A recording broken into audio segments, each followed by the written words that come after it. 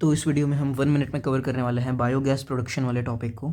तो बायोगैस है mixture of gases जिसके अंदर की प्रीडोमिनेंटली यानी कि सबसे लार्ज अमाउंट में मीथेन प्रेजेंट होती है, जो कि प्रोड्यूस होती है बाय माइक्रोबियल एक्टिविटी, और ये एक फ्यूल की तरह यूज़ करते हैं हम इसको। ठीक है, अब माइक्रोब जो होते हैं different types of gas produce करते हैं as of end product during their growth and metabolism. ठीक है, अब जो टाइप ऑफ गैस प्रोड्यूस होती है वो डिपेंड करती है माइक्रोब पे और उसको जो ऑर्गेनिक सबस्ट्रेट प्रेजेंट है उस पे।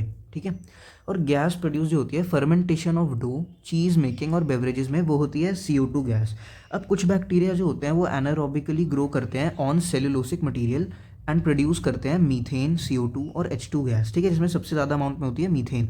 ठीक है, इन बैक्टीरिया को हम मेथेनोजेंस कहते हैं और इसमें से सबसे कॉमन है मेथेनोबैक्टीरियम। ठीक है, तो मेथेनोबैक्टीरियम कहाँ मिलता है हमें? एनारोब स्लज में मिलता है, एनारोबिक स्लज में, जो कि सीवेज ट्रीटमेंट प्लांट में प्रेजेंट होता है, और साथ ही साथ एक कैटल के र्यूमन में प्रेजेंट होता है, जो कि हेल्प करता है सेलुलोज के ब्रेकडाउन में और उस कैटल को न्यूट्रिशन प्रोवाइड करता है। ठीक है, अब कैटल डंग जिसको हम गोबर कहते हैं वो मेथेनोजेंस में बहुत रिच होता है, इसलिए हम उसको बायोगैस जनरेशन में यूज़ करते हैं, इसलिए बायोगैस को हम गोबर गैस भी कहते हैं। अब बायोगैस का जो प्लांट है उसके अंदर क्या क्या प्रेजेंट होता है, तो 10 से 15 फीट डीप एक कॉन्क्रीट टैंक प्रेजेंट होता है जिसके अंदर बायो वेस्ट कलेक्ट होता है और एक स्लरी ऑफ डंग उसमें डाली जाती है। ठीक है, और एक फ्लोटिंग कवर प्रेजेंट होता है उस स्लरी के ऊपर। ठीक है, जो कि जैसे जैसे गैस प्रोड्यूस होती है ऊपर की तरफ राइज करता रहता है बाय माइक्रोबियल एक्टिविटी।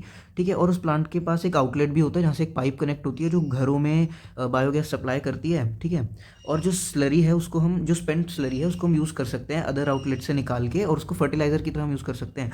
ठीक है, बायोगैस का प्लांट है मोर ऑफन रूरल एरियाज़ में यूज़ होता है। ठीक है, क्योंकि वहाँ पे गोबर इजीली अवेलेबल होता है बहुत सारे पर्पज़ के लिए। बायोगैस को हम कुकिंग, साथ ही साथ लाइटिंग, इन सब में इस्तेमाल करते हैं। इसकी टेक्नोलॉजी जो थी इंडिया में डेवलप्ड हुई थी बाय IARI यानी कि इंडियन एग्रीकल्चरल रिसर्च इंस्टीट्यूट। ठीक है, और साथ ही साथ KVIC यानी कि khadi and village industries commission. ठीक है, अब हम इसका एक डायग्राम देख लेते हैं। तो ये रहा बायोगैस प्लांट का एक सिंपल सा डायग्राम, इसको भी हम देख लेते हैं।